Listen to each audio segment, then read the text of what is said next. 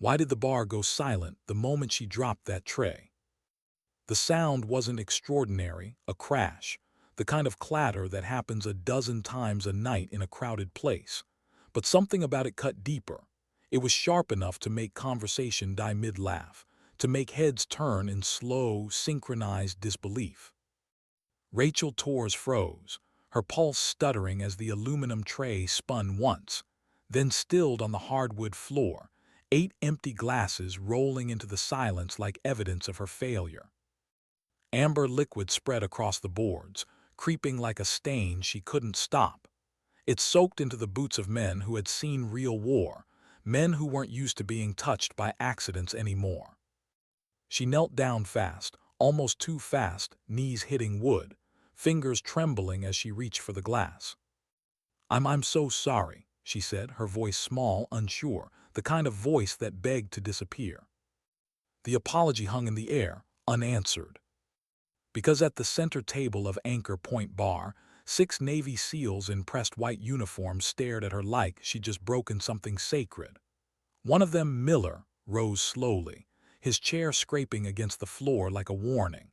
He was massive, his neck a column of muscle, his jaw clenched so tight it looked carved from stone. The spilled beer ran down his shirt like a spreading wound. He looked at her, then at the stain, then back at her again. "You worthless piece of deadweight." It wasn't shouted. It didn't need to be. The bar heard it anyway. The laughter that followed wasn't joyful. It was the nervous kind, the kind that grows from cruelty when people want to feel safe near power. Rachel kept her eyes down, collecting the broken glass with a napkin, her hands steady even when her heart was. Another voice, female this time, cold and sharp, followed. Carter. Blonde hair, blue eyes that had seen combat but learned the wrong kind of confidence. She stepped forward and pressed her boot down on Rachel's hand, pinning it to the floor. "Don't touch a warrior's uniform with your filthy civilian hands." Rachel's breath caught, not from pain she'd known worse but from the memory that flooded in behind it. A man shouting, dust everywhere, a smell of cordite and blood. Afghanistan, Syria, or was it Aleppo? They all blended after a while. Her hand didn't flinch. She didn't pull away. She just looked at the boot pressing into her skin, then back to the glass in front of her. In the corner, 3 men in civilian clothes watched quietly. They weren't locals. Their posture gave them away, men who couldn't turn off awareness even in a bar. One of them, older, gray at the temples, studied Rachel with narrow eyes. He saw what others missed. The way she balanced her weight perfectly even on her knees. The way her breathing never faltered. The way her fear looked practiced, almost intentional. Miller grabbed a handful of napkins and threw them in her face. "Clean it up better, dead weight. That's all you're good for anyway, cleaning up after real warriors." More laughter, more phones lifted, capturing humiliation disguised as entertainment. The kind of scene that would go viral for all the wrong reasons. Rachel said nothing, just kept cleaning. Her movements were too precise for a woman flustered by shame, her breathing too calm. The old instincts, ones she thought she'd buried years ago, whispered instructions she ignored. Count the exits, clock the angles, identify weapons in the room. Wait, watch. But she didn't want to fight, not again, not ever. Behind the bar, Sam, the owner, a retired Marine with faded tattoos and eyes that had seen enough death to crave peace, started forward. "Hey, that's enough, she's new, mistakes happen." Miller turned his gaze on him, slow and dangerous. "You defending her, old man. Maybe you've gone soft. This is what's wrong with the world now, people making excuses for weakness." Sam froze. He'd seen that look before, the kind that always preceded violence. But this wasn't a battlefield. Not anymore. He backed down, his silence heavy with shame. Rachel's eyes met his briefly. He tried to apologize with a look. She didn't acknowledge it, just kept cleaning. The smallest of the SEALs, Brooks, laughed nervously. "What's wrong, sweetheart? Cat got your tongue, or are you just used to being on your knees?" A few men at nearby tables shifted uncomfortably but said nothing. No one wanted to pick a fight with 6 SEALs. That's how things worked in military towns. Honor bent under hierarchy, and silence became safety. One of them, Davis, squatted beside her, whiskey on his breath. You know what your problem is. You're soft. In any real survival situation, you'd be the first to die. Dead weight that gets everyone else killed. He yanked her up by the wrist, rough and unthinking. That's when the laughter stopped. Because on the inside of her wrist, just beneath the thin line of a faded tattoo, was a small, circular scar. Old, healed perfectly. The kind of scar you only get from a bullet wound. A 9 close range. Johnson, another SEAL, saw it first. His hand loosened unconsciously. Something about that mark triggered recognition, something that didn't fit the story in front of him.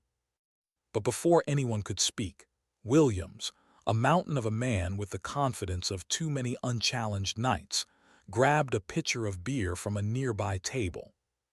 "You ruined our uniforms," he said, "so it's only fair." He dumped the entire thing over her head. The liquid was cold. It shocked her skin, plastered her shirt to her ribs, soaked her hair until curls clung to her cheeks. The bar erupted in laughter. Someone whistled. Someone else recorded in slow motion. Rachel stood still. She didn't blink, didn't wipe her face, just breathed, in, out, steady, measured. She was counting 1, 2, 3.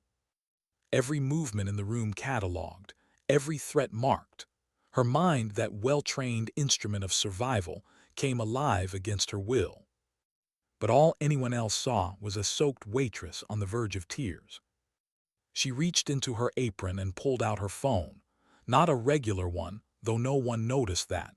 Military-grade casing, reinforced sapphire glass, encrypted communication systems embedded deep inside the hardware. She typed a message with calm fingers and slid the phone back into her pocket. "Aw," Carter mocked, "calling your boyfriend to come save you, or your mommy." Miller folded his arms across his chest, smirking. "Here, how this goes, dead weight. You're gonna get on your knees, apologize to each of us, and serve us drinks all night. Maybe throw in some special service while you're at it." Rachel lifted her eyes to him, the first time she'd met his gaze all evening. "No." The word wasn't loud. It didn't need to be. It carried something heavier than volume, finality. The laughter faltered. Carter's smirk flickered. "What did you just say?" Miller asked. "I said no." Her stance shifted, so small, so subtle that only trained eyes would catch it. Shoulders squared, weight forward, heels light. It wasn't defiance, it was readiness. Carter stepped forward, fury flashing in her blue eyes, and slapped Rachel hard across the face. The sound cracked through the room like a whip. Rachel's head turned with the blow, but she didn't stumble. She didn't cry. When she turned back, there was a line of blood along her lip. She wiped it with her thumb and looked at it calmly, as if studying evidence. "You don't say no to us," Carter hissed. "We keep this country safe, you're nothing." At the far corner, the man with gray at his temples, Admiral Morrison, whispered under his breath, "No, it can't be." Beside him, another man, wearing a Hawaiian shirt that did nothing to disguise a soldier's posture, leaned forward. General Thompson. A third, his expression sharp and calculating, CIA Director Hayes, started typing something on an encrypted device. The atmosphere thickened, instincts sharpened. Something wasn't right about this woman. Miller flexed his knuckles. "Last chance, apologize or things get unpleasant." Rachel's voice was calm, low, deliberate. "They already are for you." He lunged hand to her throat and slammed her back against the wall. Her feet left the ground. The crowd gasped. Phones caught the moment, perfect lighting, perfect humiliation. His fingers tightened. "You think you can threaten me?" Rachel's lips moved, not trembling, not pleading, just counting. 10. His grip faltered. 10 what? 9. He squeezed harder, his face flushed red with rage. You threatening me, girl. You think you scare me. 8. The lights flickered. 7. The music cut out. Phones glitched, screens flashing static. 6. Every electronic device in the room vibrated once, a synchronized hum. Then all at once, every screen displayed the same message. Classified EYES only. The room froze. Miller's hand loosened just slightly. What the hell is this? 5. That's when the laser dots appeared. 5 perfect red circles, forming a pentagon across his forehead. The bar erupted in shouts and confusion. People ducked, dropped their phones. The seals spun, scanning for the source.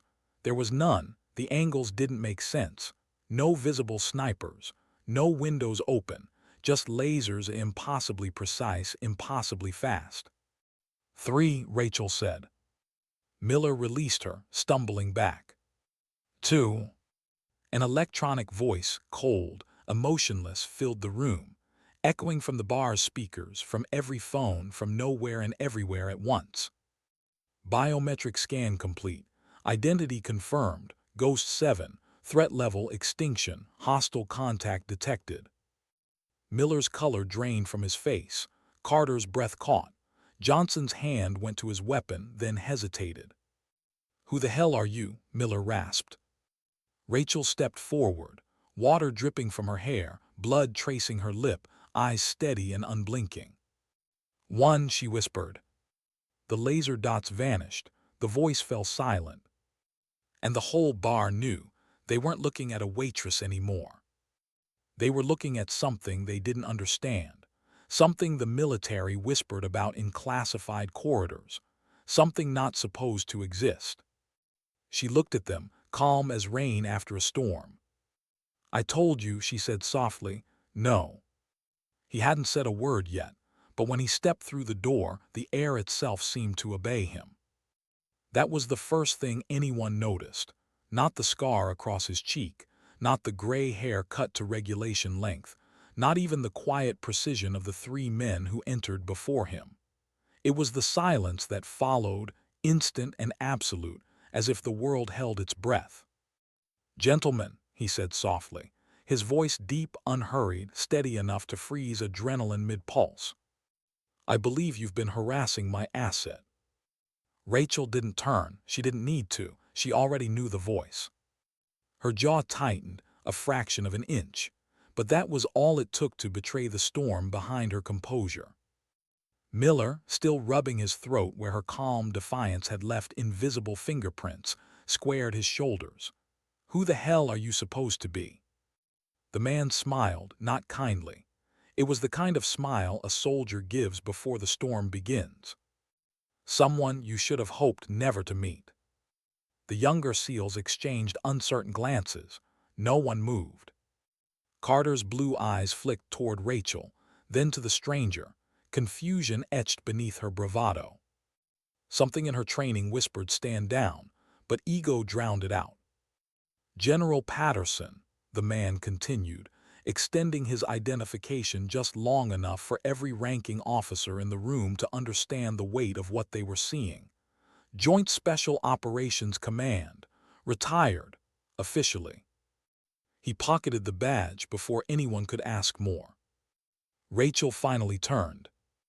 Her face was calm, her hair still wet, her shirt still clinging to her frame, but something invisible had shifted. Gone was the frightened waitress. In her place stood a soldier built from steel and silence. "Ghost 7, Patterson said, his tone formal. "Are you injured?" "Negative, sir." That answer, sharp, disciplined, precise, shattered the last illusion. The bar, full of soldiers and veterans, understood what they were witnessing.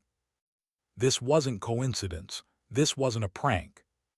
This was classified.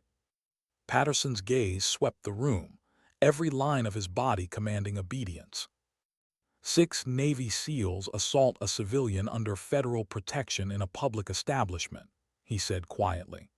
Said civilian happens to be one of the most valuable assets this country has ever produced. Carter blinked. "She's just a..." Just what, Lieutenant Carter? Patterson cut her off, voice low but lethal. Just physically assaulting someone, just humiliating them for entertainment, just demanding sexual favors from a woman under my protection. The silence was unbearable. The only sound came from someone's phone still recording, the faint electronic whine of guilt being immortalized. Patterson raised his phone, showing an encrypted screen that no one else could read. Do you have any idea the level of clearance required to even know her name? Miller swallowed hard, but pride still whispered in his ear. You're bluffing. This is some kind of setup. Rachel didn't argue. She simply bent down and picked up the broken tray. The motion was calm, methodical, but her stillness now frightened them more than her strength. You don't believe in ghosts, Miller, she said quietly, her tone carrying no threat, just truth. That's because you've never seen what happens when they stop hiding. He didn't understand, not yet, but he would. The door chimed again. 3 more figures entered, tactical in movement, civilian in dress. They spread across the bar in synchronized arcs, covering every angle without a sound. Their hands were empty, but no one doubted how quickly that could change. Behind them came the man who changed everything. He was tall, 6'4", easy, with a presence that seemed to shrink the room. Gray hair, lines of old battles carved into his face. Authority wasn't something he wore. It was something that radiated from him like heat from a furnace. Admiral Morrison, someone whispered, but the admiral in the corner shook his head. No, he murmured, almost reverent. That's not Morrison, that's General Patterson's ghost. The man in the doorway stopped, scanning the scene, 6 soldiers standing like schoolchildren caught mid-crime, a soaked waitress holding a tray, and a roomful of witnesses pretending not to be afraid. He exhaled slowly. This is interesting. He stepped closer to Miller, whose defiance had begun to crumble under the weight of hierarchy. Do you know what happens when elite soldiers forget who they are? Patterson asked softly. When strength turns into cruelty, when warriors start hunting the weak instead of protecting them. No one answered. I do, he continued, because I've buried those men. The words hit harder than any threat. Rachel kept her gaze forward, unflinching, her face unreadable. Miller tried one last time to hold on to his pride. This is nonsense. She's nobody, a waitress, a story you made up. Really? Patterson tilted his head. Then explain why every communications device in this room was hijacked by an encrypted signal belonging to a program that doesn't officially exist. He turned the phone so Miller could see the faint red sigil pulsing on the display. Ghost Protocol 7, sound familiar? Miller didn't answer. His hands trembled just slightly, a micro-expression Rachel caught, logged and stored. You called her dead weight, Patterson said. Funny, she's carried more lives on her back than you'll ever save. Something in Miller's eyes broke. Sir, Carter's voice was small, cracked, nothing like the arrogant woman from 5 minutes ago. Who is she? Patterson didn't answer right away. He looked at Rachel instead. Permission to disclose, Ghost 7. Rachel met his eyes, then nodded once. Patterson faced the room. You want the truth? Fine. You're looking at the only living member of Project Reaper, codenamed Ghost 7. Every mission she was assigned, she completed. 614 successful operations. 0 failures. A murmur rippled through the crowd. 0, someone whispered. That's impossible, said another. Patterson's gaze hardened, so was she. Miller laughed, a sound that cracked under its own weight. You expect me to believe this bartender is some kind of government experiment? Rachel finally spoke, her voice barely above a whisper. Waitress, not bartender, and I was never an experiment, I was the result. The tone silenced him more effectively than any order. You still don't understand, she said. That's the problem with people like you. You think violence makes you powerful. It doesn't, it makes you predictable. Before anyone could react, she moved. It wasn't human speed. It wasn't reckless either. It was something else: distilled efficiency, every motion born from purpose. Miller's hand twitched toward her, but it never reached. In one breath, she stepped inside his reach, turned, and dropped him flat with a strike so fast most didn't even see it. A knee stopped an inch from his face. A warning, not an attack. The other seals froze. Carter swung, instinct more than thought, but Rachel was already gone. A step, a twist, a touch to the side of the neck, and Carter's body went limp. She crumpled like a marionette with cut strings. Two more men lunged from opposite sides.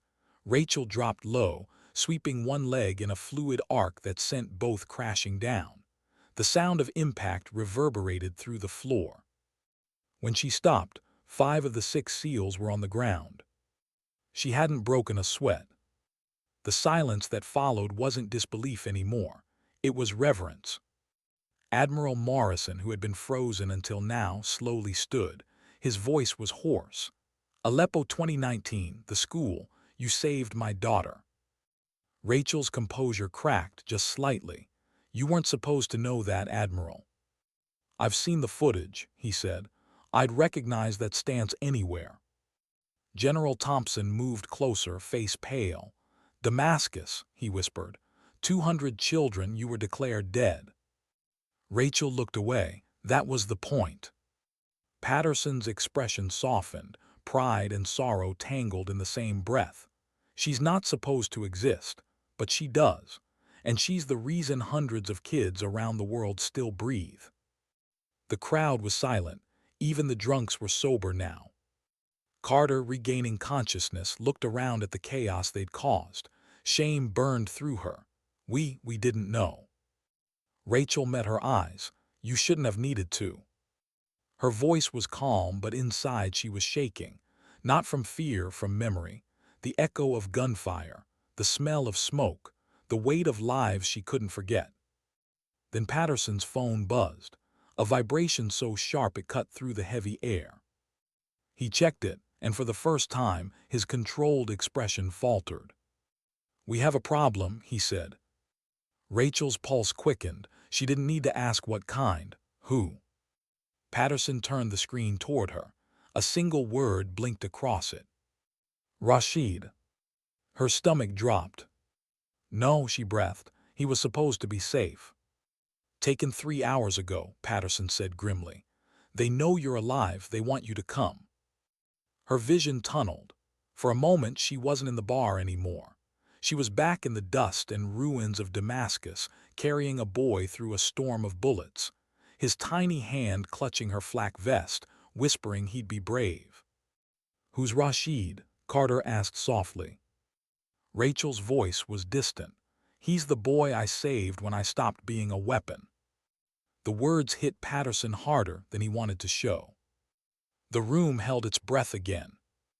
Rachel exhaled slowly, grounding herself in the moment, forcing her heart back to steady rhythm. "Then it started again," she murmured. Patterson nodded. "They know you're alive, Ghost 7, and they're calling you home." Rachel wiped the blood from her lip with the back of her hand.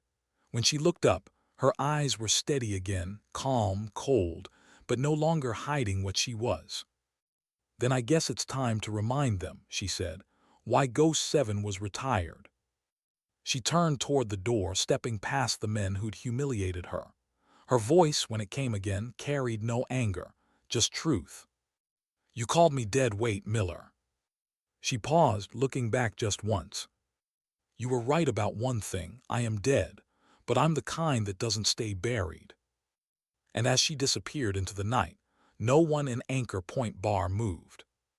Because deep down, every soldier in that room understood something terrifying. They hadn't humiliated a waitress. They'd awakened a ghost.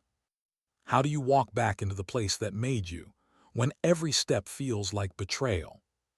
The ruins looked dead from the outside, broken stone, twisted metal, a relic of war swallowed by sand and silence. But Rachel knew better. The tomb was never meant to be seen from above.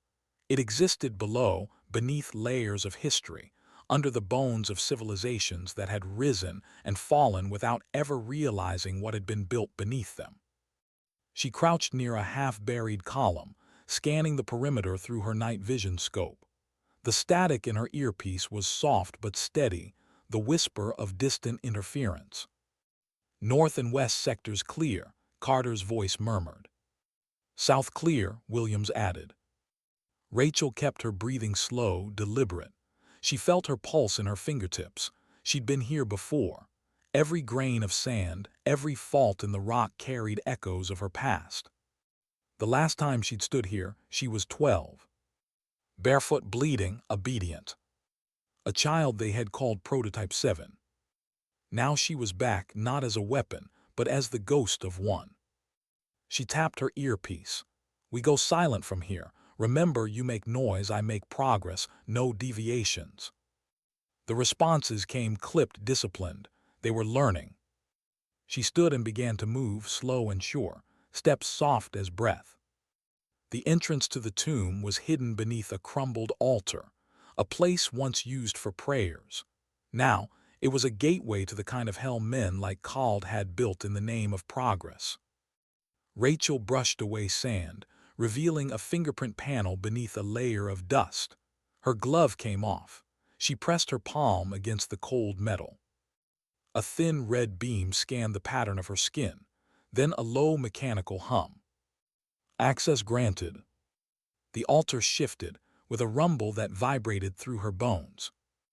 Dust rained down from ancient cracks. The ground split, revealing a spiral stairwell leading into darkness. She whispered to herself almost mockingly, "Welcome home." Then she descended. The air grew colder with every step. The walls, once sterile white, were now scarred and rusted. Water dripped from unseen pipes. Somewhere deeper inside, machinery still hummed, dormant but alive enough to remember. Her boots made no sound on the steel steps. She didn't need light. She could navigate these halls blindfolded. 11 years had carved every corner of this place into her muscle memory. At the base of the stairwell, the corridor split 3 ways. Each tunnel was identical, same lighting, same color, same scent of disinfectant and metal. Designed that way to break orientation, to remind the trainees that direction was a privilege. Her hand brushed the wall. There, the faintest indentation. A code left long ago, scratched into paint when she was still small enough to be afraid. 2 short, 1 long. Left path, always left. She smiled grimly. The child she'd been was still guiding her. The first door on the left opened into what had once been a training hall. The smell hit first, old blood and burned oil, mixed with the faint sweetness of decay. Rows of broken weapons lined the walls. Rusted chains dangled from the ceiling like abandoned questions. She could still hear the voices. The shouts. The sound of crying children forced to run drills until they collapsed. Ghosts weren't metaphors down here. They were real, trapped in echoes, in memory, in every crack of concrete. Rachel moved through the room with quiet reverence, as if disturbing the air would be disrespectful. Then she heard it, faint movement, breathing. She turned, weapon raised, but froze. In the corner behind an overturned cot, a small figure stared back.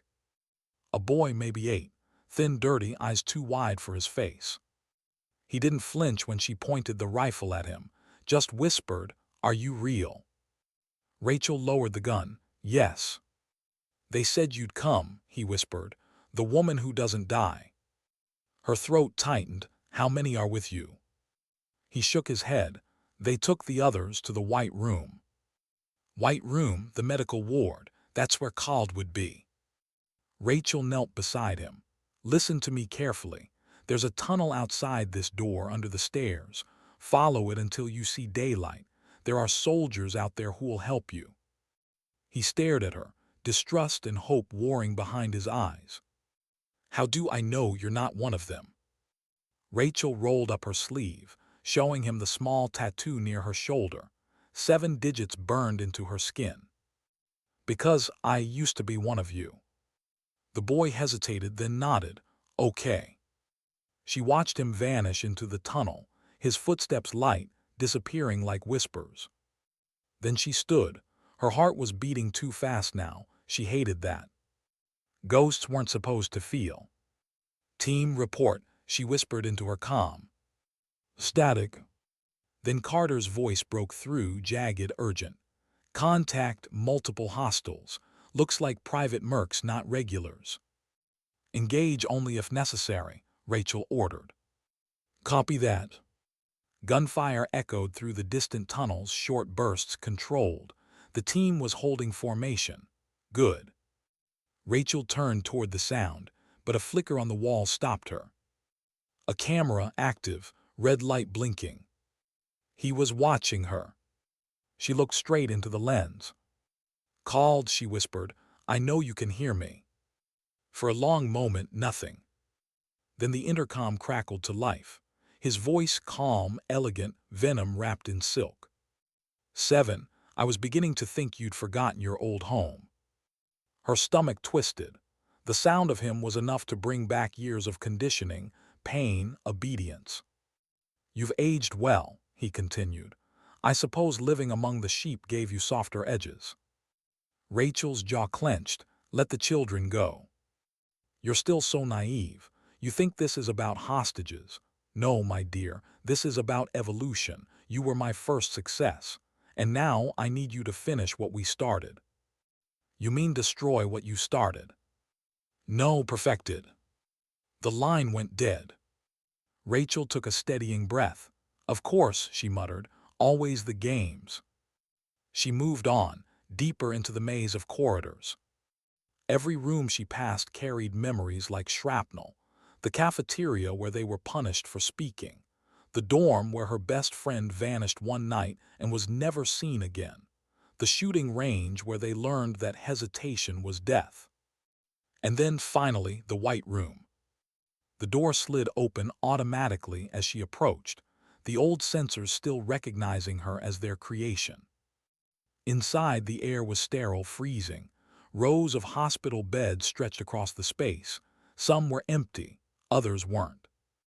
Children, maybe 20 of them, hooked to IVs, monitors, neural interfaces. Their small chests rising and falling in forced sleep. Her breath caught. She felt something inside her chest twist painfully. She moved to the nearest bed, checking the readings. The fluids were clean, the vitals stable. They weren't being killed. They were being kept, preserved. Rachel, Carter's voice came through faintly. We've got eyes on hostages in Sector 2. Looks like 40 plus. What's your status? Rachel's eyes moved over the sleeping children.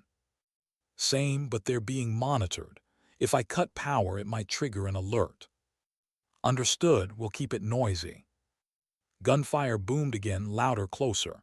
Dust drifted from the ceiling. Rachel unplugged the first child carefully, lifting the IV line from the small arm. The monitor spiked, then steadied. The child's eyelids fluttered. Hey, she whispered. You're safe now, you have to go. Down the hall, then left. Follow the lights. The girl nodded weakly, trusting her without question. That trust broke Rachel's heart more than the screams ever had.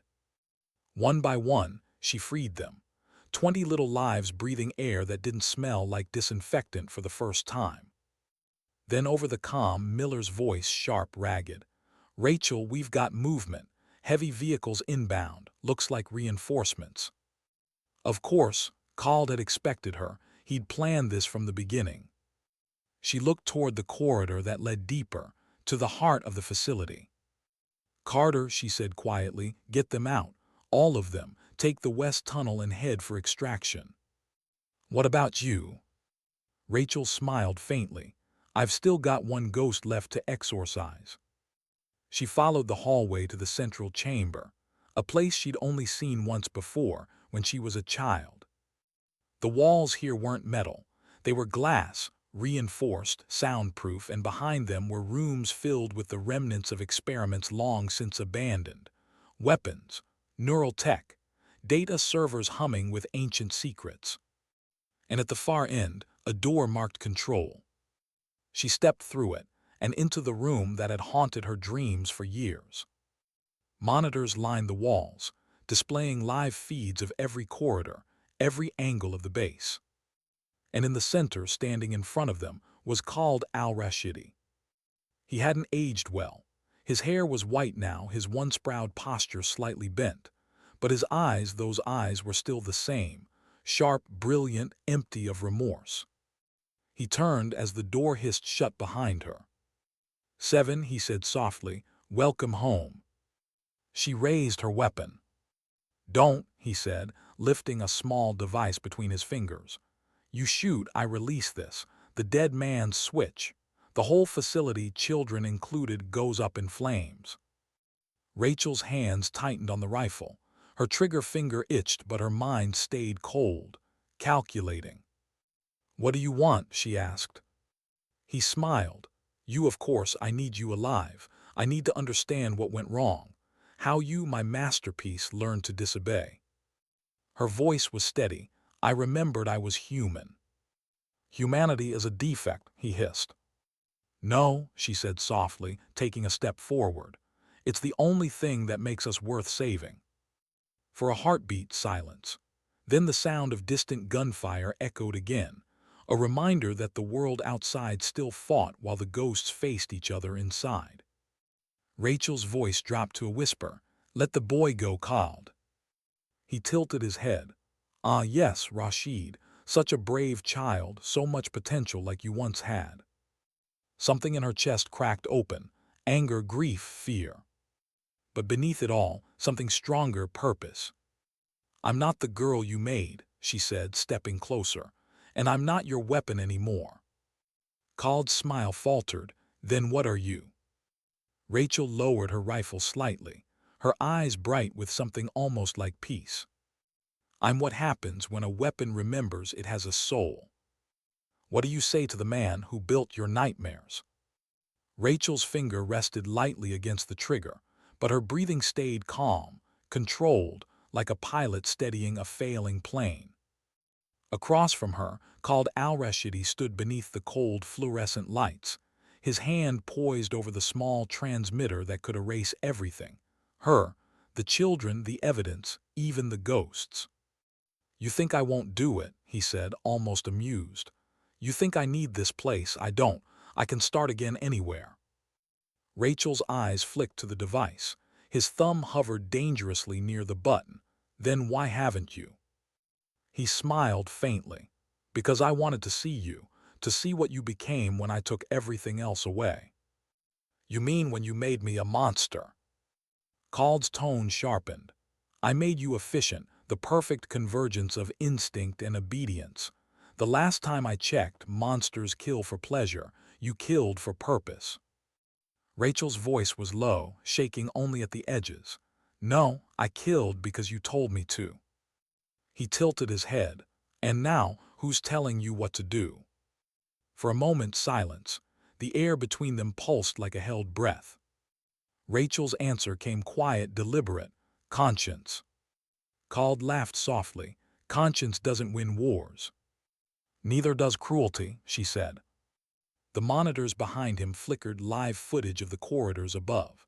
Carter's team escorting children out. Gunfire in bursts. The facility was falling apart, one heartbeat at a time. Khaled turned his gaze to the screens. So predictable, soldiers rescuing victims, heroes reclaiming innocence. And yet it always ends the same. The strong rebuild, the weak forget. He looked back at her. "Tell me, Seven, what are you going to do when there's no one left to save?" Rachel took a step forward. Her boots echoed against the steel floor. "Then maybe I'll save myself." He moved suddenly, raising the device as if to press it. Rachel fired. One precise shot. The bullet shattered the transmitter, ripping through metal and sparks. Khaled flinched, not hit but momentarily stunned. "You haven't lost your aim," he muttered, half smiling. Rachel advanced, rifle steady. "You train me too well." He backed toward the console, fingers flying across the keyboard. Alarms blared. The walls trembled. On the monitors, Rachel saw it blast doors sealing, corridors locking down. Carter's voice erupted in her earpiece. "Rachel, the exits are closing. What the hell's happening?" "Khaled's locking the facility," Rachel said. "Get the kids out through the tunnels. Don't wait for me." "What about you?" "Just move, Carter, go." Static swallowed the line. Rachel lowered her weapon slightly. "You can't win this, Khaled." He didn't stop typing. "Winning isn't the point. Survival is. You think you destroyed the program. There were 7 after you, 7 who obeyed." Her blood went cold. "That's impossible." He smiled. "You're not the last ghost, my dear. You're just the first that remembered how to haunt." She stepped closer, fury and disbelief warring in her chest. "Where are they?" He stopped typing and looked up, eyes gleaming with something between pride and madness. "Right behind you." Rachel spun. From the far end of the corridor beyond the glass, shadows moved. Silent, coordinated. 6 figures in black tactical suits, her height, her build. Their movements were eerily familiar, too familiar. Each carried weapons identical to hers, each face hidden behind a black mask bearing a white numeral. 2, 3, 4, 5, 6, 7. Her stomach twisted. "You replicated me." Khaled's voice purred with satisfaction. "Refined you. No hesitation, no conscience, just function." She watched as they stepped into formation, rifles raised. Their synchronization was perfect, like a reflection of her own muscle memory. "Meet your replacements," Khaled said softly. Rachel exhaled slowly, forcing down the surge of panic. "You built ghosts that don't know what they died for." Khaled shrugged. "They don't need to know, they just need to obey." He pressed another key, and the glass wall separating them slid open with a hiss. Rachel's rifle came up instinctively, but she didn't fire. They moved like predators, circling, studying, waiting for command. Khaled's voice echoed through the intercom. "Capture her alive." The first one lunged. Rachel ducked, rolling aside as the impact shook the floor. Her counterstrike was surgical, elbow, twist, disarm, but the ghost recovered instantly, emotionless. They were faster than she remembered being, sharper, cold. She fired 2 rounds non-lethal, center mass, and both hit clean. The target didn't fall. Armor plating, adaptive fibers, upgrades. Khaled had perfected her flaws. Rachel ducked behind a column, her breathing ragged. Sweat ran down her back despite the cold. They were her without the guilt, without the hesitation. And that made them unstoppable. Except for one thing. They didn't think. She switched her rifle to burst fire, shot the light grid above them. Sparks rained down, plunging the corridor into darkness. She moved fast, silent, a ghost among ghosts. 2 down with choke holds. 1 disarmed and used as a shield. Another fell to a redirected bullet, their own round bouncing off steel. But there were still 2 left. The air was thick with smoke and adrenaline.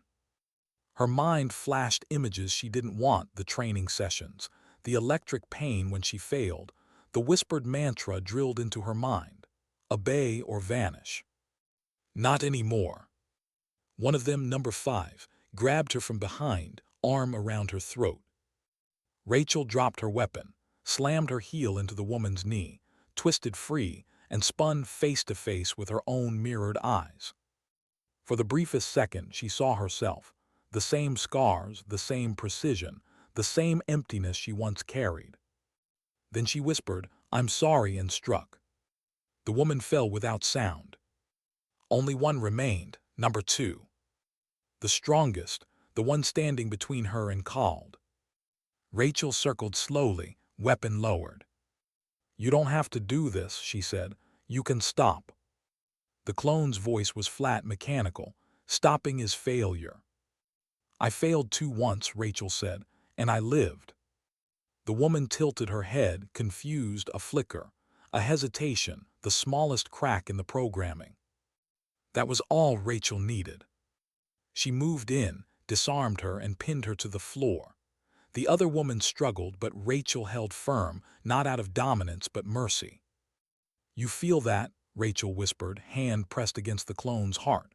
"That's what he tried to erase. That's yours, not his." For a moment something shifted. The clone stopped fighting, her breath hitched. Then Khaled shouted over the intercom, "Execute her, number 2, now." But the woman didn't move.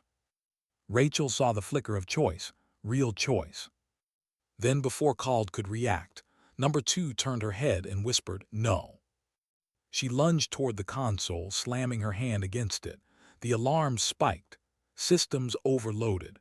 Red lights flared across every monitor. "No," Khaled roared. Rachel grabbed her rifle and dove, tackling Khaled as the console exploded. The impact threw them both to the ground. The glass shattered. Fire rained from the ceiling. Khaled struggled beneath her, blood running from his temple. "You think you've won," he hissed. "You can't destroy what I've built. You are what I've built." Rachel's eyes were steady. "Then I guess I'm the one who ends it." She drove her fist into the detonator switch on the wall. The whole room lit up in red. A countdown appeared on the central screen. 010000. Khaled's face twisted in horror. "You'll die here." Rachel stood, bruised, breathing hard. "Maybe, but so will you." She turned to number 2, half-burned, shaking, alive. "Get the others out." The clone nodded, voice trembling. "What about you?" Rachel looked toward the flames crawling up the walls. "I've got one last ghost to bury." The facility trembled as explosions ripped through the lower levels. Pipes burst, water and fire mingling in chaos. Rachel dragged Khaled to the central platform, not to save him, but to make him see. "Look at it," she said over the noise. "Everything you built, all the pain, all the control, it's ending, and you can't stop it." Khaled's breath came in ragged gasps. "You think this makes you free? You'll always be what I made you." Rachel leaned close, eyes fierce. "No, you made a ghost, I became a woman." She turned and walked away. Khaled screamed after her, voice swallowed by the roar of collapsing steel. When the flames reached him, he didn't even try to run. Rachel sprinted through the corridors as the structure began to implode. Smoke filled her lungs, dust coated her skin. She could barely see the tunnel ahead. "Carter," she shouted into her comm, "report." "Static, then. We're out. We've got the kids and your friend. But you've got 30 seconds before this whole thing caves." Rachel pushed harder, every step a battle between body and will. At the final turn, daylight flickered through the collapsing tunnel. She dove through as the blast hit, a wave of heat and sound that swallowed the world behind her. When she opened her eyes, she was lying on the sand. The night sky above her was on fire, orange clouds, smoke, the echo of thunder. Carter's face appeared over her, eyes wide. "Jesus, Torres, you're alive." Rachel coughed, pushing herself up, more or less. Nearby, the rescued children huddled under blankets. Among them, Rashid, older now, but still with the same brave eyes. He ran to her, wrapping his arms around her with all the strength his small frame could manage. "I knew you'd come," he whispered. Rachel's eyes burned. "I almost didn't." He looked up at her, smiling faintly. "You always do." Hours later, as dawn broke over the desert, the survivors sat in silence beside the wreckage. Patterson's extraction team arrived in black helicopters, kicking up dust and wind. Miller approached, limping but alive. "You did it," he said. Rachel shook her head. "No, we did it, and it's not done." He frowned. "What do you mean?" She looked toward the horizon, where the rising sun painted the sky blood red. "There are still 6 more ghosts out there, and I'm going to find them." Carter stepped closer. "You can't fight forever." Rachel smiled faintly, her voice soft, almost peaceful. "I'm not fighting anymore. I'm just finishing what I started." She turned toward the wind, hair whipping across her face, eyes steady. Behind her, the tomb burned. a pyre for all the sins she refused to carry anymore. And as the helicopters lifted off, her voice carried softly in the rising light. Sometimes redemption doesn't look like peace. Sometimes it looks like survival. What happens after the war ends, when the guns go quiet, but the ghosts do? The desert was still burning behind them, a bruise on the horizon. Black smoke curled into the sky, swallowed by the rising sun. The helicopters cut through the wind in tight formation, silent except for the rhythmic thump of the blades. Inside, no one spoke. There was nothing left to say. Rachel sat near the open ramp, her eyes on the ground far below. The desert looked endless, like it was trying to bury every sin ever committed on its soil. Her hands still trembled, not from fear, but from the aftershock of restraint. Killing Khaled hadn't felt like victory. It had felt like mercy. Carter sat across from her, bandaged arm resting on her thigh.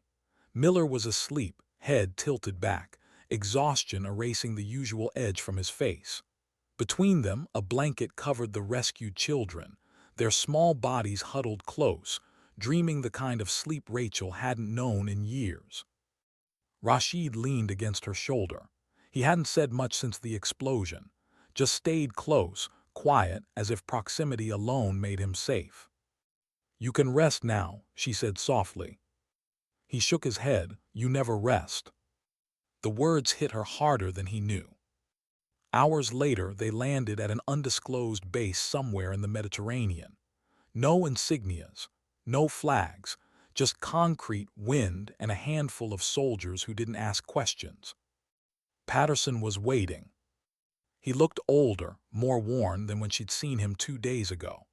The kind of exhaustion that didn't come from lack of sleep, but from carrying the weight of decisions. As Rachel stepped off the ramp, his eyes found hers. "You did it."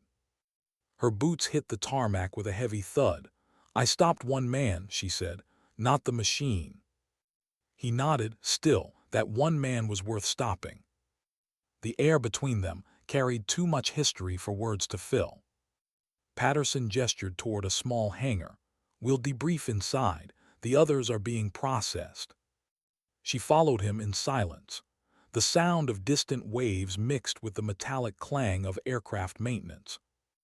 Inside, the hangar was dim. One table, 2 chairs, a recorder. The kind of setup that looked temporary but never really was. Patterson motioned for her to sit. "This is off the record, between us."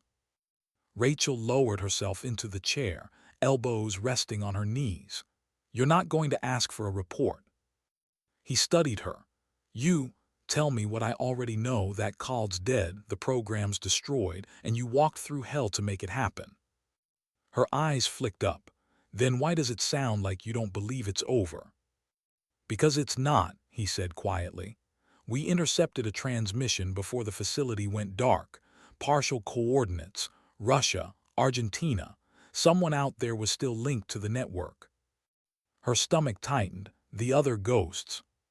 Patterson didn't answer. He didn't need to. Rachel leaned back, exhaling slowly. The adrenaline was gone now, leaving only emptiness. "You think they'll come for me?" He shook his head. "I think they'll wait for you to come for them, because that's what you do." She didn't argue. He stood hesitating before leaving. "Rachel, you don't have to keep doing this." Her gaze dropped to her scarred hands. "If I stop, they win, and you know it." He sighed. "Sometimes survival isn't surrender, it's mercy." She almost smiled. "You ever known mercy in this job, General?"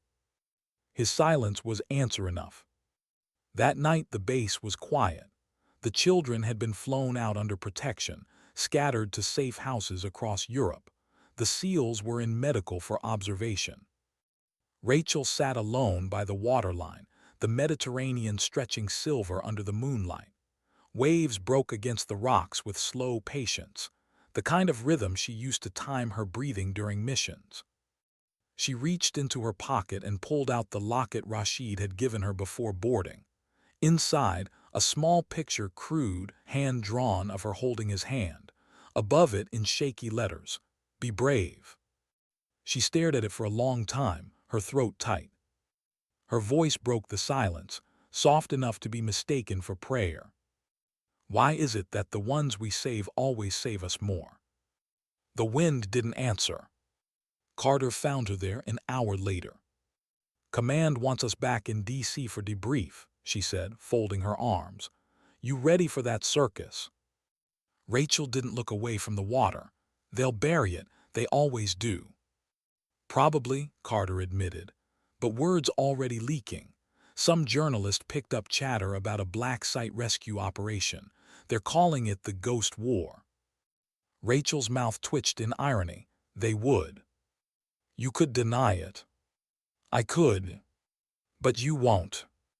Rachel looked at her finally, because truth doesn't need permission. Carter hesitated. What will you do after D.C.? Rachel didn't answer right away. The waves filled the pause. There are 6 more, she said finally. If Khaled's data was right, they're scattered across continents. South America, Eastern Europe, maybe Asia, each trained for a different kind of war. Carter frowned. You can't hunt them all alone. Rachel stood, dusting sand from her pants. I won't be alone, not anymore. Washington, D.C., 2 weeks later. The city was gray under steady rain, the kind that makes everything look like a memory. Rachel sat in a nondescript SUV parked near the Potomac. Across the river, the Capitol dome glowed faintly behind a curtain of drizzle. Patterson's meeting had gone exactly as she expected, layers of bureaucracy, denial, and redacted truths. There's no record of the tomb, they told her. No proof of Khaled al-Rashidi's existence. The official report would call it a rogue mercenary operation neutralized by international forces. Her name wouldn't appear anywhere. She was a ghost again. Miller climbed into the passenger seat, holding 2 coffees. You weren't kidding. They wiped it all. She took the cup without looking at him. They always do. He leaned back, staring out at the water. You ever wonder why you keep doing this? Every day. And Rachel's voice was quiet. Because I can't stand the idea of someone else living what I lived through. He studied her face, the faint scar along her temple, the exhaustion that never fully left her eyes. You could walk away, you know, disappear, start over. She turned to him, expression unreadable. Ghosts don't start over, they just find better reasons to haunt. That night she stayed in a safe house Patterson had arranged. Sparse, quiet, overlooking the city. The kind of place designed to hold people who didn't belong anywhere. She sat at the small table, sorting through the encrypted files Patterson had slipped her before she left his office. 6 folders, 6 code names. Echo, Frost, Viper, Halo, Lynx, Nova. Each one represented a ghost like her, a living fragment of a past no one was supposed to remember. Her hand hovered over the first file, Echo. She opened it. The image that appeared was grainy, a satellite photo of a snow-covered compound in the Ural Mountains, dated 2 weeks ago. Underneath, a single line of text. Subject active, confirmed engagement with local militia. Rachel exhaled slowly. The next hunt had already begun. She leaned back in the chair, staring at the city lights flickering beyond the window. Outside, people lived ordinary lives, laughter in restaurants, lights in apartments, the hum of traffic. None of them knew how close the world had come to losing its soul beneath a desert ruin. She envied them, not for their ignorance but for their peace. Her reflection stared back from the glass, calm, scarred, unbroken. For a long time she just looked at herself, as if searching for the person she'd been before the program, before the missions, before the ghosts. And somewhere deep down she realized she was still there, buried, waiting. Her phone buzzed, a message. Unknown sender, you shouldn't have burned it, some of us were still inside. Rachel's pulse spiked. The text was unsigned, but attached was a photo, blurry, zoomed in of the explosion from the desert. In the corner of the frame, through the smoke, a silhouette walked away from the blast. Not hers. She stared at the screen. It wasn't possible. Another survivor. She typed back one word, who? The reply came instantly. Ghost 2. Her blood went cold. She leaned back, the chair creaking under her weight. Outside, thunder rolled through the clouds, soft but close. Rachel's voice, low, steady, filled the silence. So it begins again. She closed the file, grabbed her gear, and zipped the duffel shut. In the corner of the room, Rashid's drawing still lay on the table. She glanced at it once, fingers brushing the paper. Then she whispered, half to herself, half to the ghosts that never left her. You don't end the war by killing the enemy. You end it by refusing to become them. She turned off the light and walked into the rain. Snow. Endless, white, and silent, the kind of silence that swallows thought. Rachel stood at the edge of a frozen valley in the Ural Mountains, the wind clawing at her hood, the world reduced to shades of gray. Her breath came in thin clouds that vanished as quickly as they formed. It had been 9 days since the message. 9 days since Ghost 2 told her the war wasn't over. Now she was here, where the coordinates led, a place no map named and no satellite stayed on for long. Below her, through the shifting snow, she saw it, an old mining facility, half buried under decades of ice. Smoke drifted from one of the vents. Someone had turned it back on. She crouched low, adjusting the scope of her rifle. Movement flickered near the gate, 2 armed sentries, military posture but no insignia. Their pattern was disciplined, too clean for mercenaries. He rebuilt the network, she thought, or someone did. The radio on her chest hissed softly. Patterson's voice broke through the static, calm but strained. Satellite confirms heat signatures inside the main shaft. Multiple life signs. Rachel, you're not walking into a ruin. It's active. I figured, she murmured. You sure you don't want backup? She smiled faintly. You just slow me down. That's what you said before Aleppo. Her voice softened. And you're still quoting me. Guess I made an impression. Static crackled, a sigh she could almost hear, then silence. She moved. The descent was slow, deliberate. She followed the ridge line, keeping low, blending with the terrain.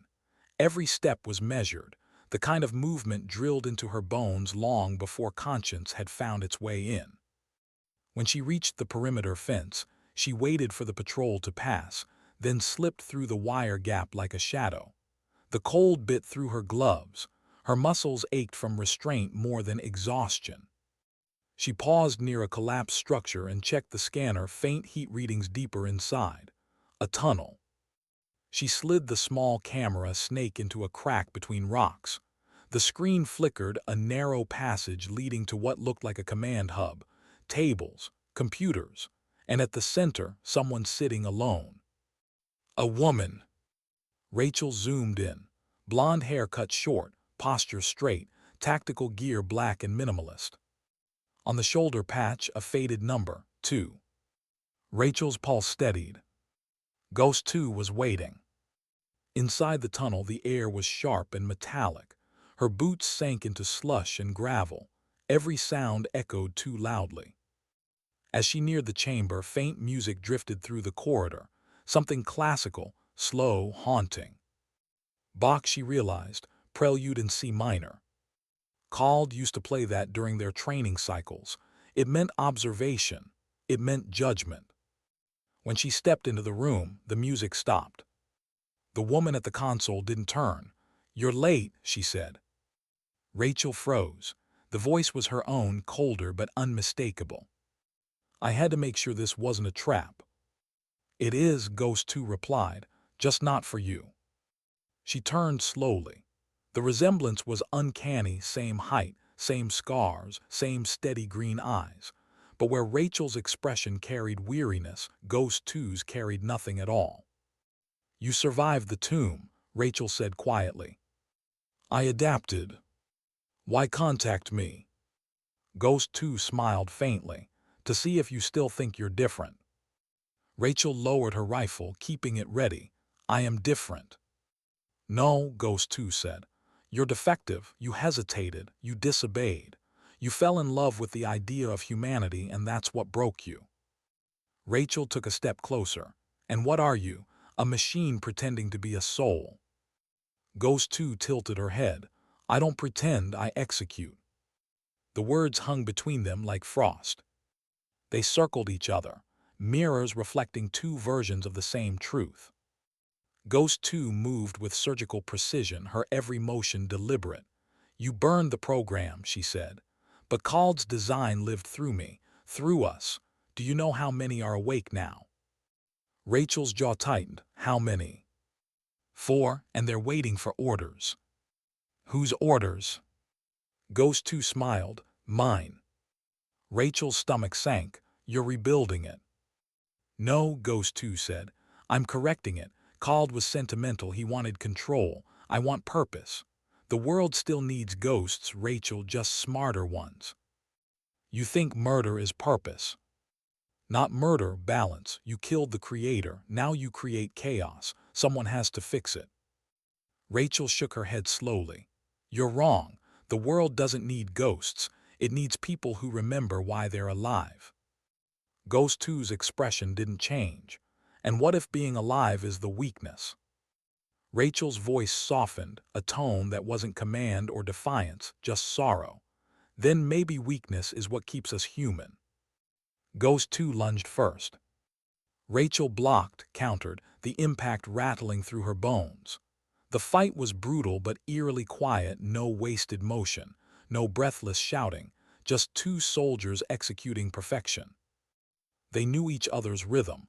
Every strike met its mirror, every dodge anticipated. Rachel ducked under a high kick, grabbed her twin's wrist, twisted, but Ghost 2 rolled out, recovered instantly, swept low. Rachel hit the floor, rolled back, came up firing. Ghost 2 blurred aside, bullet sparking off the console. You can't win, Ghost 2 said calmly. You trained me. I unlearned you, Rachel answered. They clashed again, knife against knife now. Steel whispered through the cold air, blades flashing like lightning in candlelight. Rachel caught her opponent's arm, twisted. Ghost 2 countered with a headbutt that split Rachel's lip. Blood dripped onto the frozen floor. Both women paused, breathing hard, eyes locked. Ghost 2 smiled faintly. You bleed, you doubt, that's why you lose. Rachel steadied herself. No, that's why I stop. She feigned left, dropped the knife, and instead slammed her palm into the control panel. Electricity surged. The lights flickered, circuits sparking. The console exploded, throwing both of them backward. Ghost 2 hit the floor hard, disoriented. Rachel crawled to her knees, ears ringing. Above them, alarms began to blare, not the high-pitched ones from before, but deep, resonant tones. Emergency lockdown. You just killed the power grid, Ghost 2 hissed. Good, Rachel said. Now you can't send your signal. Ghost 2 lunged again, but slower this time. Rachel caught her arm, twisted, disarmed, and pressed the knife to her throat. End it, Ghost 2 whispered. You won't, you never do. Rachel hesitated, the blade trembling just slightly. Ghost 2 smiled, almost pitying. Still broken. Rachel's breath shuddered. No, just done. She dropped the knife. Ghost 2 stared, stunned. You won't even finish it. Rachel stood, backing away. Khaled created killers. I'm not giving him what he wanted, even through you. For the first time, something flickered in Ghost 2's eyes, confusion, maybe recognition. Then what will you do? Rachel looked at her, at herself, with something like compassion. I'll show you what choice looks like. She extended her hand. Ghost 2 blinked, unsure. The alarms continued to scream around them, the facility beginning to tremble. Then slowly, almost unwillingly, Ghost 2 reached out and took her hand. The contact was brief, electric, like two halves of a broken code reconnecting for the first time.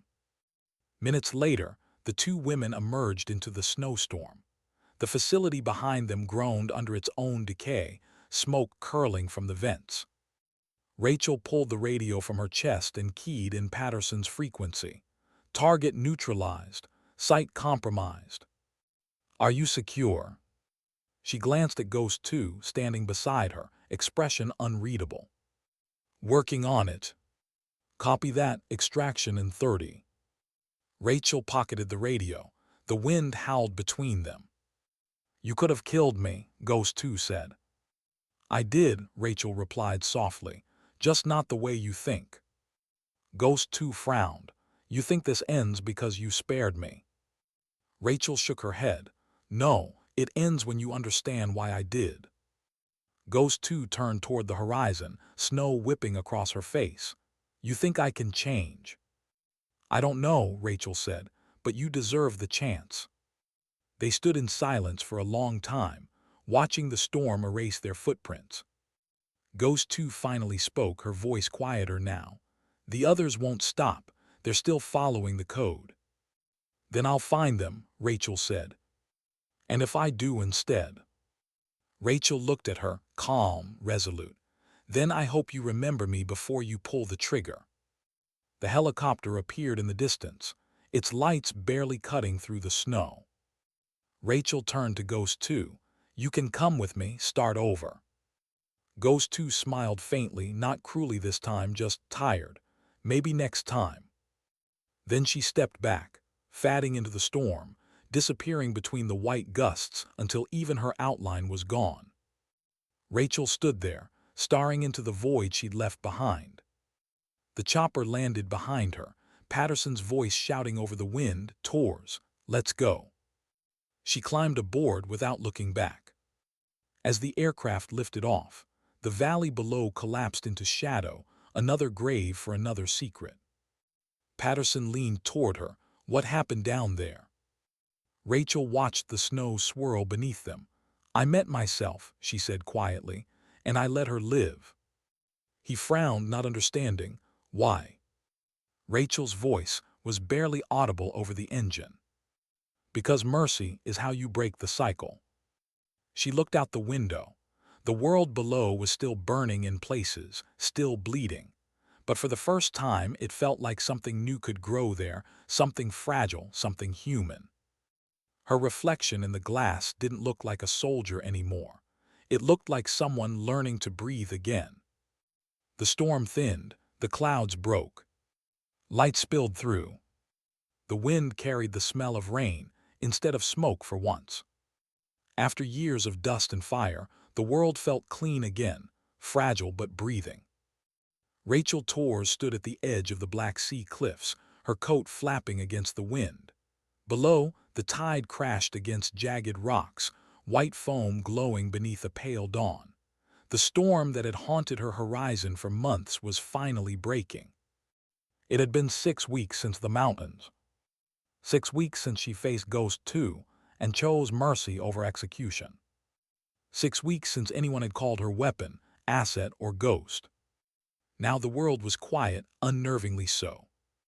She lived in a small coastal village that didn't ask questions, the kind of place where time slowed and people left each other alone. Her days were simple, tending the harbor, fixing boats, drinking coffee that tasted like salt and sunrise. The locals called her the American widow, not because she said so, but because she looked like someone who had lost more than words could carry. At night she'd walk to the cliffs and listen to the wind.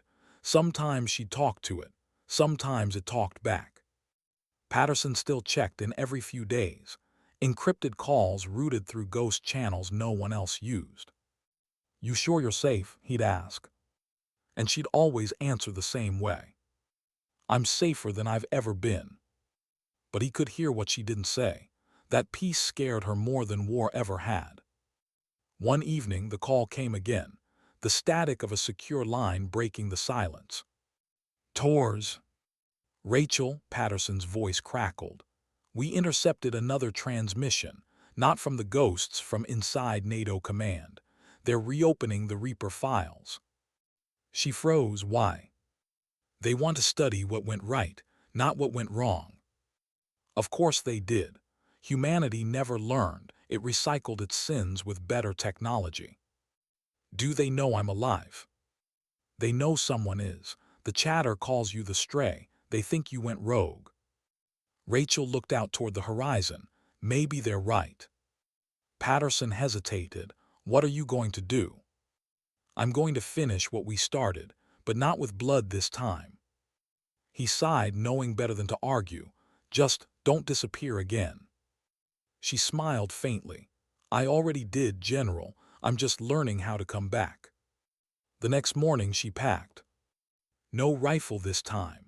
No armor. Just a satchel of files, a burner phone, and the locket Rashid had drawn for her, folded neatly between papers that once defined her existence. She left a note on the table for the landlord. Keep the key. I'll find my way back. And then she walked to the bus station, blending into the crowd like a shadow that had learned to live in daylight. London. Gray skies, cold air, endless motion. Rachel sat across from a man in a cafe that smelled of burnt espresso and rain. He was young, nervous, a journalist with eyes too idealistic for the world he'd chosen. You said you had proof, he whispered. She slid a small drive across the table. Names, locations, research, everything Khaled built, everything they tried to bury. He hesitated. If this is real, it'll expose governments, corporations, militaries. It'll expose truth, she interrupted. What you do with it decides the rest. He studied her for a long moment. Who are you? She smiled softly. No one that exists anymore. When she left the cafe, she didn't look back. By nightfall, the story was already breaking. Headlines flashed across the world. Black site experiment linked to global military AI program. Ghost protocol leaks, alleged human weapon project uncovered. And somewhere, Rachel hoped, the ghosts who were still alive saw it and realized their chains had finally broken. 2 days later, Patterson called again. You started a storm tours. She leaned against the window of a cheap hotel, watching rain streak down the glass. Good. Maybe it'll wash something clean. They'll come after you for this. They already have. They just don't know where to look. And when they do, Rachel's voice softened. Then I'll remind them that ghosts don't belong to anyone. For the first time in years, she slept. No sirens, no gunfire, just sleep, deep, dreamless human. When she woke, the morning light filled the room in gold. She stood there for a long time, watching it spill across the floor, realizing she hadn't seen beauty without guilt in years. Her reflection in the mirror looked older but calmer. The scars were still there, reminders, not punishments. She whispered to herself, maybe redemption isn't about being forgiven. Maybe it's about forgiving yourself. Weeks passed. The world spun faster now, news cycles, outrage, denials. But Rachel stayed out of it. She moved quietly, visiting the people her missions had once broken. Families, orphans, displaced soldiers who'd forgotten what they fought for. She didn't use her real name. She didn't have to. In every place she went, she left something small behind, not money, not glory, just help. A repaired radio, a safe passage, a word of warning. Little acts that no one traced back to her, but that built something larger than any mission she'd ever completed. The network she created wasn't made of soldiers. It was made of survivors. And slowly, the legend of the ghost woman began to grow, not as a killer, but as a protector. One afternoon, while crossing a market square in Athens, she heard someone call her name. Rachel. She turned.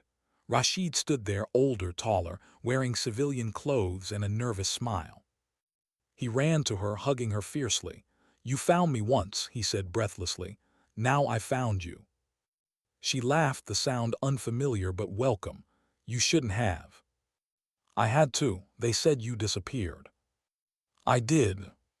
He pulled back, studying her. Then why come back now? She looked around at the noise, the life, the chaos of ordinary people just living. Because disappearing doesn't fix the world, she said softly. Showing up does. He smiled, so what now? Rachel glanced at the skyline, the fading sun painting it orange. Now, I teach you how to fight not with guns, with truth. 3 months later, somewhere in the Balkans, a small classroom filled with the hum of old computers. Dozens of children, refugees, orphans, sons and daughters of wars no one remembered, learning how to code, how to read signals, how to protect their own information from the ones who exploit it. At the front, Rachel wrote on the board, "Knowledge is defense." Her voice was calm, steady. "You don't have to pick up a rifle to be strong," she said. "You just have to understand what's worth defending." The children listened, wide-eyed. Rashid sat in the front row, smiling. When the lesson ended, he lingered as the others ran outside to play. "You really think teaching can change anything?" he asked. Rachel looked out the window, at the sun, at the fields, at the life returning to places that had once been scars. "I think it already has," she said. That night after the children had gone to sleep, she stepped outside. The stars were bright, unbothered. She closed her eyes and breathed deeply. For the first time, the ghosts were quiet. No whispers of missions unfinished. No echoes of orders screamed through static, just stillness. Patterson's last message replayed in her mind. "You've done enough tours, come home." And for the first time, she finally knew what that meant. Because this, the laughter, the quiet, the rebuilding, was home. She looked down at the small transmitter in her hand, the last piece of tech connecting her to the military grid. Then she pressed a button, erasing her code from every database in existence. The screen flashed once. "User Ghost 7, TERMINATD." Rachel smiled softly. "I wasn't a ghost," she whispered. "I was a person who forgot she was alive." She dropped the device into the dirt and walked away. The wind picked up, carrying the scent of rain again. From the hill above the school, she could see the lights glowing in the valley, small, warm, stubborn. She thought of Khaled, of the children he tried to turn into weapons. She thought of Ghost 2, somewhere out there, learning what choice felt like. She thought of herself, not the soldier, not the assassin, just Rachel Torres, a woman who had stopped running from her own reflection.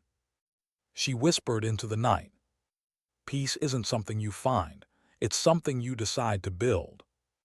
The words drifted away with the wind, soft and final. Final voiceover moment. The screen fades to black, a faint sound of waves in the distance. Rachel's voice, calm, certain, human, carries over the silence. "They call me a ghost because I survived what should have killed me. But ghosts don't rebuild, people do. And maybe that's what redemption really is. Not forgetting what broke you, but choosing to live anyway." The end.